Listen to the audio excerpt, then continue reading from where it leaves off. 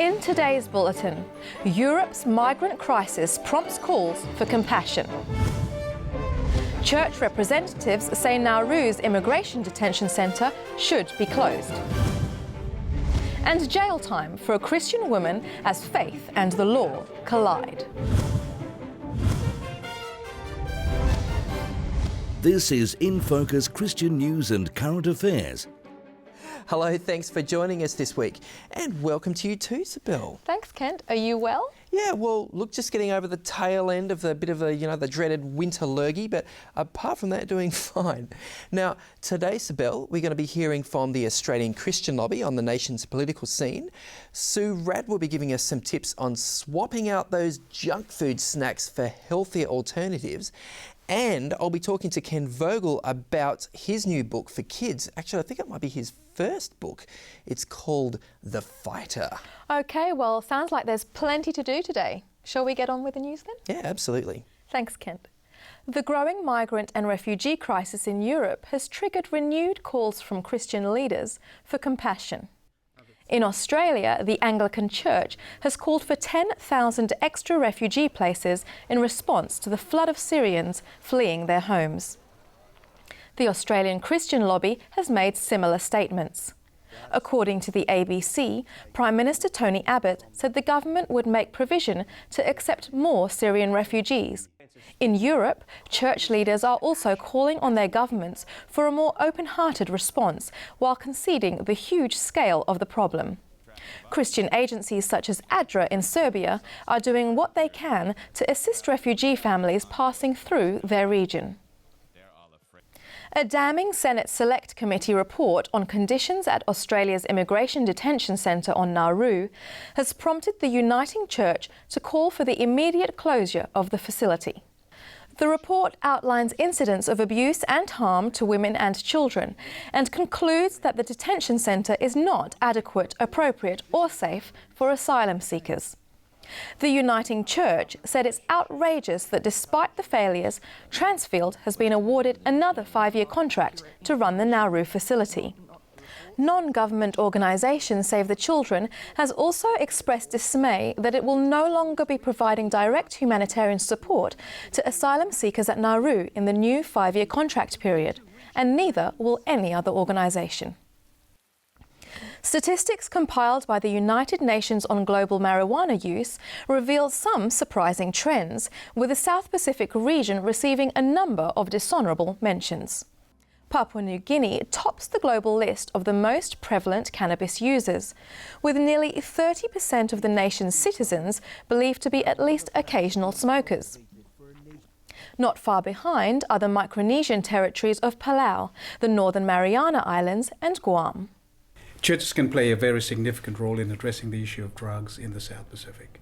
Education is a very important area, addressing the problems relating to youth. The church is connecting with the government in addressing the problem.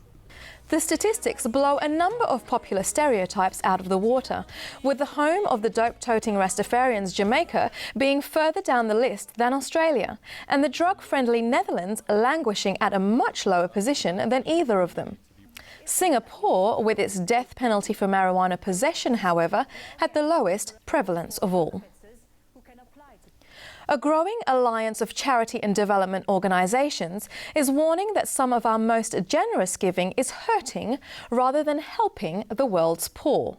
Our donations have an unpredictable impact on the local economy. Why would you go buy something? It's for free. Emergency disaster relief has become the permanent model. After 40 years, if you're still here, there's a problem. What happened to our cotton farms? That's all gone because of the negative impact of the imports at a second-hand level. The Poverty Cure and Action Institute is looking for ways to build up local economies in poor countries and designs church overseas mission trips so that they leave local people better equipped to care for their own needs. The challenge in short-term trips is to make sure that that incredibly positive experience that many of us have when we go is not achieved at the expense of the people that are receiving us around the world. And instead of us trying to start something, start from a humble posture of saying, what is God already doing in that community and how could we simply help that? It's time for a changed approach in how we do missions. In what's become a flashpoint in the discussion over religious freedom, a county clerk in Kentucky, USA, has been jailed for contempt of court after she refused to authorise a same-sex marriage certificate. Kim Davis has not issued marriage certificates of any kind since the Supreme Court ruled in favour of same-sex marriage. According to the ABC, she told the court she could not go against her conscience and Christian faith by authorising the marriage licences. Neither will she quit her job. In her absence, Ms. Davis' deputy clerks have issued a number of same-sex marriage licences, prompting celebrations from the couple's supporters. A clash over education funding in Israel has seen 33,000 students at Christian schools staying away from class while their teachers go on strike. According to Christianity Today, teachers at the mainly Roman Catholic schools say they've had enough of being discriminated against. Jewish private schools in Israel are 100% government funded, while Christian schools have been told their 45% funding will be cut to 29%. A number of other funding models have been put forward by the government, which the Christian schools say involve too much cost for parents or too much government interference. The negotiations are continuing. In a landmark achievement, a new Bible translation in modern Russian has been completed after a 23-year marathon effort. The new Bible is only the second modern Russian translation since the fall of communism. For decades, Bible students have struggled with the archaic language of translations from 1876 or even earlier. The Bible Translation Institute, which was formed in 1987, is a collaborative effort by the Seventh-day Adventist, Eastern Orthodox and Jewish scholars, and has produced a translation that is gaining a wide acceptance by Christian denominations across Russia. The translators hope the availability of God's Word in everyday language will encourage Russians to take some time to explore and deepen their faith. There's an unexpected aspect to the recent hike in tensions between North and South Korea. The so-called threat of the gospel drifting across borderlines with the help of weather balloons. Christian ministries in South Korea calculate wind direction and other factors in deciding the best time to release their balloons, which carry Bibles and other Christian literature across the tightly controlled border to North Korea. The North Korean government, however, has described the balloon drops as psychological warfare and warns that it wouldn't take too much to turn South Korea into a sea of fire in retaliation. Christian organisation Voice of the Martyrs says the statements from North Korea show that the Christian literature is making an impact. Commitment to innovation in sharing the gospel has been spotted in Japan, where a 71-year-old retired pastor is going to great lengths to find and share stories of God's blessings. Pastor Masaru Kawagoe is passionate about meeting new people and collecting interviews and news that he can use for programs on Adventist World Radio. Just recently, he completed a 46-day tour of Japan from end to end, eating, sleeping and working in his car along the way, editing and uploading his radio programs. As he's getting older, Pastor Kawagoe has had to take things a bit easier. He used to do the tours on a bike. And that's the news for this week. Kent? Thanks, Sibel. Stay with us. Politics in Focus is coming up straight after the break.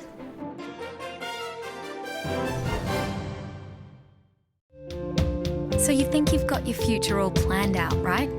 Or maybe you're not sure yet. What you want to do, who you want to be? A great education matters. Avondale. It's education designed for life.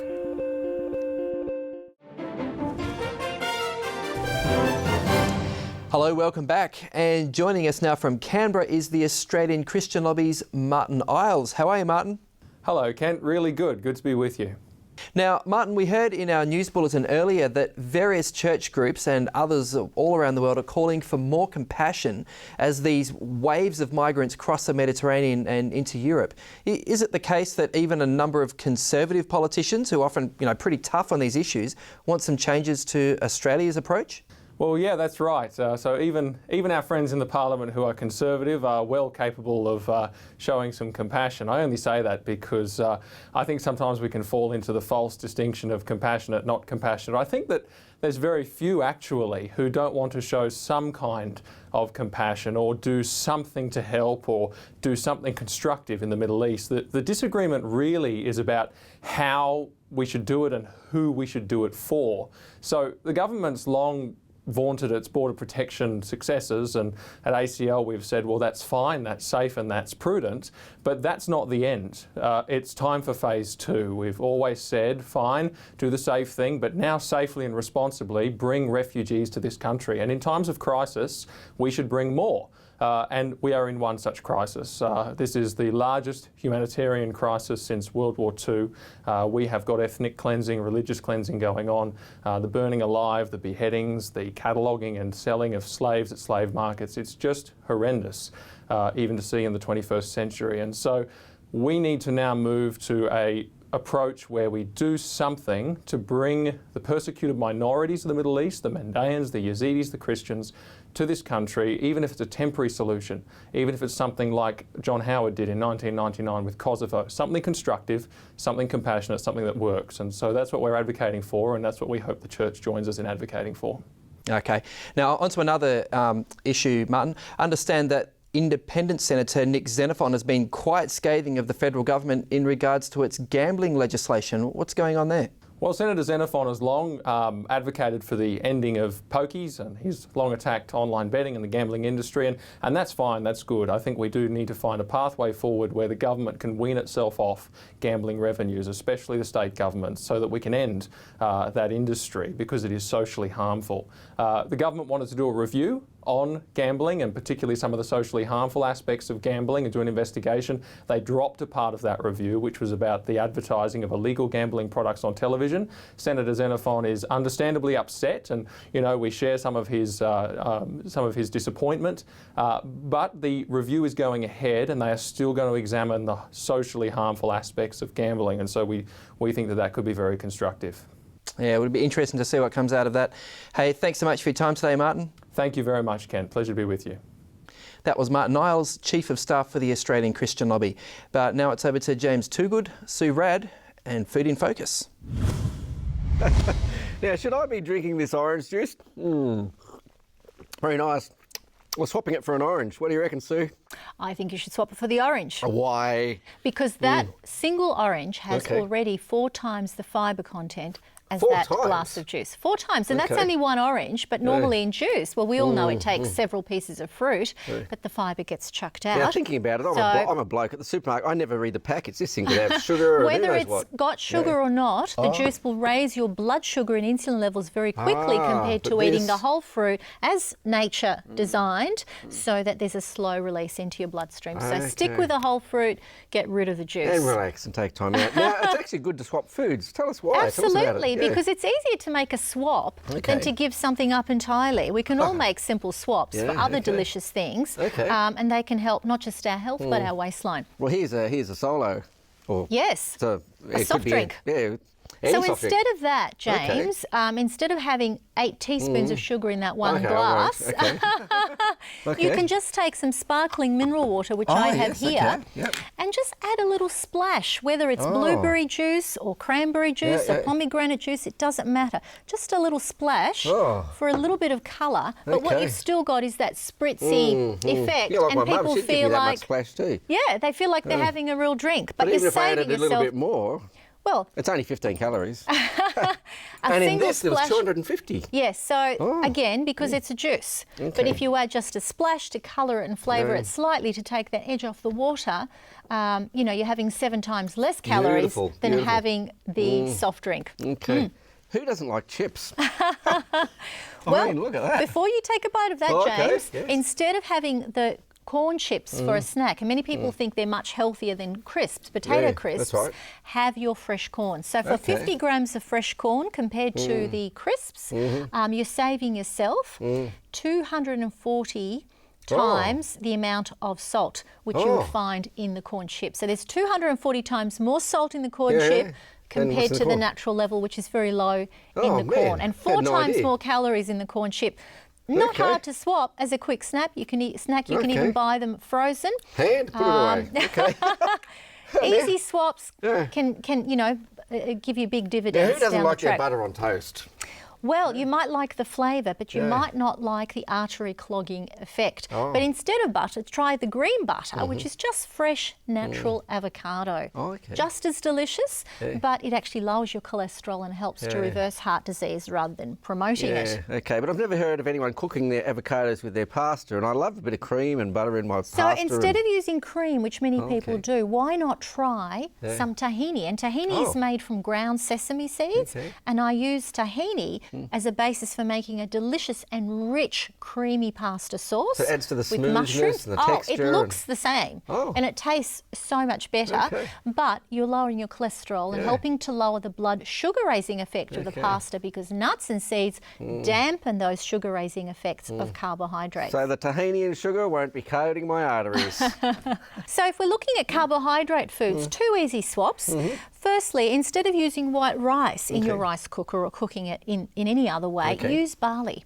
Use pearl barley, just as easy to cook in the rice cooker, but it has a GI of 22. A glycemic index of 22 is extremely low. It won't raise your sugar levels in the blood. And this is important, not just if you have diabetes, but for all of us watching our waistline. Now, you had something fascinating about tiny potatoes called chats. I did, because again, potatoes are a rich source of carbohydrate, and so many people avoid them for fear of carbohydrates, but it's how you eat the carbohydrates, how you cook them, how you prepare them. So if you buy the potatoes that are really small and you just steam them with the skin on, they're perfectly acceptable, perfectly healthy. But if you cook your potato and then you mash it up, you break down those cell walls, you increase the surface area of the carbohydrate, those enzymes, the carbohydrate digesting enzymes can get in quickly, and sure enough, the sugar in your blood goes up very, very rapidly. So stick to the whole potato, not the mash, whether it's commercially produced or in your home kitchen. Now, this is not about a brand. There's lots of different brands of chocolate powders you can get for a drink as we finish. And chocolates, indeed. I had no idea. Tell us about it. But a simple swap. Instead of using chocolate powder, that's a commercial proprietary brand, you want raw cacao, raw cocoa powder. So they're both chocolate powders? They are, but the raw one is rich in polyphenols. These are the things that people get excited about in red wine, and these are the things that make your blood vessels relax. So this is actually medicinal, but the polyphenols have been stripped from the usual chocolate powders because they taste bitter. So in a process called the Dutching process, to make chocolates and powders, they remove the polyphenols. So why would you want to eat that when there's no I'm so excited about that. We need a special segment you want for it. the taste, but you want the health benefits at the same time. So swapping things is easy. You can save yourself calories, you can save yourself salt, you can save yourself sugar, you can go lower GI and get a lot more fibre for your health. An easy way to do it rather than denying yourself. Just swap a few things. Well, it's so easy to grab a chip. So much better for you to go and get the sweet corn. But which one are you going to have? Yeah, I'm going to try this one.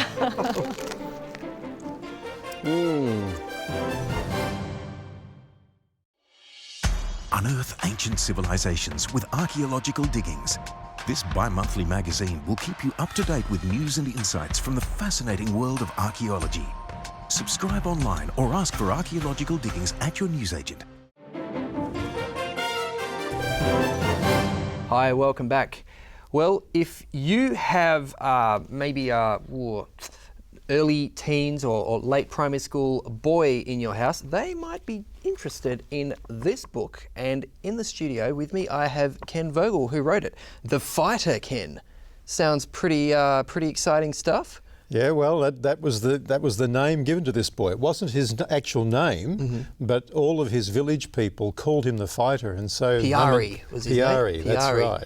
So Paul Piari was a pastor that you met in the 1980s. This is something we have in common, Ken. I lived in PNG in the 1980s, and so did you. But while I was on the palm-fringed coastal islands, you were up in the highlands, where people are known for being fairly warlike, aren't they? In the Yenga province, it was very bad tribal fighting, and Pastor Paul Piari was one of the pastors I worked with, and so he told me the story of his life journey, and I was just intrigued with his childhood and leading up to his conversion. It was a fascinating story. It took 30 years to get it from him telling me to where it is today, but I hope and pray that someone, particularly young people, will actually pick up this book and learn about the God that Piari learned. Wow. So is Piari still alive today? No, sadly, in 2010 he died. He was an old man in Port Moresby and had a car accident. A car hit him when he was a pedestrian, and sadly he's deceased. Yeah, but a number of family members of his helped you in sort of fleshing out some of the details. Well, to start with, he did, but then, of course, once he passed away, then his family continued. There were sometimes differences in memory, but I went back to the tapes of the interview, which gave me then the impetus to keep going. Wow, that's incredible. Now, you were telling me something really interesting just before the interview. Now, I always had this picture of the traditional religions of Papua New Guinea as being very, we could use very loaded terms like heathen or pagan or whatever. Right. But you painted quite a different picture. Absolutely. This book tells the story of the great controversy. We think of that in terms of the Bible story, but actually the great controversy as in between God and Satan, between good and bad. Yeah, okay. And this story starts well before the Christian missionaries ever came to Papua New Guinea, and yet here in those days we find the belief in a personal God. Wow. But of course there were many, in fact the majority, that still had superstition and fears, but Piari's father believed in a personal God. He trusted this God. He knew that this God who lived in the land of mystery loved him and wanted the best for him. So there was this great controversy even in those times, and Piari was caught in the middle. He loved the fighting, and yet his father was saying, no, fighting's bad. The God from the land of mystery doesn't want us to fight. And so you've got this conflict even within the tribal customs and beliefs of the day. That's really interesting from an anthropology point of view. Absolutely. Because so many times I read Indigenous legends or customs, and I think that really strongly echoes, biblical stories. It happens again and again, but I never knew it was in PNG. Exactly. And one person, an adult who read this recently, said to me, I can handle most of this stuff, but the angel story, I'm really struggling with that, because Piari had actually seen angels as a boy. And angels used to sing and used to come to them, and whenever something really bad happened, they would feel very sad and they would disappear. And so he knew angels, and so when the Christian missionaries came along and taught about angels from the Bible, it was no big deal. Of course, we accept that. What's new? And to this day, people in Papua New Guinea, which is overwhelmingly a Christian nation, correct, continue to be a very spiritual people, don't they? Very aware of the spiritual world around them. Very much so. Wow, that's incredible. So, boy, have you written books before, or is this sort of your first? This is my first, Kent, yes. Yeah. But I felt I owed it to Paul, but also to young people to write this story up. In Australia, for example, we tend to lose the males from our church in their late teens and early 20s, and if we can ground them in these sorts of narratives and get them interested to read and to find out that God really cares about them, that He really wants them, if they can make some good, firm decisions in those days, then maybe we won't be losing so many. Some people, I guess, criticise the culture of churches in Australia, and they say, they use words like feminised, which is obviously a very loaded term, and they say we're a bit soft. It's all about music and singing and being nice and kind to one another, and this sort of doesn't engage boys. Well, this book is written, girls will enjoy it, I guess, but really this is designed for boys. Because it's a boy's story. And have you had any sort of young guys in sort of 9, 10, 11, 12, 15 who have read it and have told you about it? Well, I have, but mostly before I actually wrote it, I told the stories. I'm probably more of a storyteller than I am of a writer. And so I told the stories, and boys were just intrigued with them. I find it incredible that Papua New Guinea is our closest neighbour geographically, and it's one of the least known and least understood countries for Australians. It's true. How has that happened, do you think? Yeah, I don't know. But look, in the book, what I've tried to do as well, I've put fact files in there so that it actually, as well as the narrative of the story, that you can actually learn things about Papua New Guinea, about the geography, about the people, about the culture. And then towards the end there, where the story starts to introduce the Christian missionaries, I start bringing some of the facts about our own mission background so that the readers actually go away from this, yes, warmed that God loves them and wants them, but also they actually have some facts about this neighbour of ours and the history of God's missionary work through his church. Okay, so when you were there in the Enga province, were you personally aware of this sort of tribal tension and warfare around you? Yeah, where we lived, there was deaths nearly every week from tribal fighting. I was away flying our mission aircraft a lot, and my wife was on her own with the two young ones. And the thing that probably hurt her most in our time there was just the attitude towards life, the killing that was going on. That hurt her. She's a gentle, caring person, and that was a fairly traumatic experience for her. Okay, and now that, as I was saying before, Christianity is overwhelmingly the religion of Papua New Guinea, is that tribal fighting ended or reduced? No, it continues. Because to the same extent, would you say? Or? Well, sadly these days the modern weaponry are being used. In our day it wasn't. It was probably just beginning to transition. So sort of spears and bows and arrows. As the photo on the front there, the spears, the bows and arrows. In our day they were using machetes as well, and axes. Of course axes were also used in the traditional times. But firearms now... Yeah. It's pretty sad. Wow. Do you think the churches have a role in absolutely. Dealing with that sort of stuff? And the Seventh-day Adventist Church, I'm proud to say, does stand up and say this is totally unacceptable, as Piari's dad did. Piari's dad said fighting is bad, fighting is wrong. God does not want us to fight. And so the Christian church should be saying the same thing as Piari's dad said. And the Seventh-day Adventist Church is making that statement, but some Christian churches haven't stood as strongly, and I'm sad about that. Wow. Well, look, it's an incredible book, and as I said before, if you have a young man in your house particularly, he will probably find this fascinating and engaging, and as well as educational. That sounds boring, doesn't it? But he will learn a lot and be inspired. Thanks so much, Ken. I really appreciate you coming in to talk to us about your book. A pleasure. We'll see you after the break.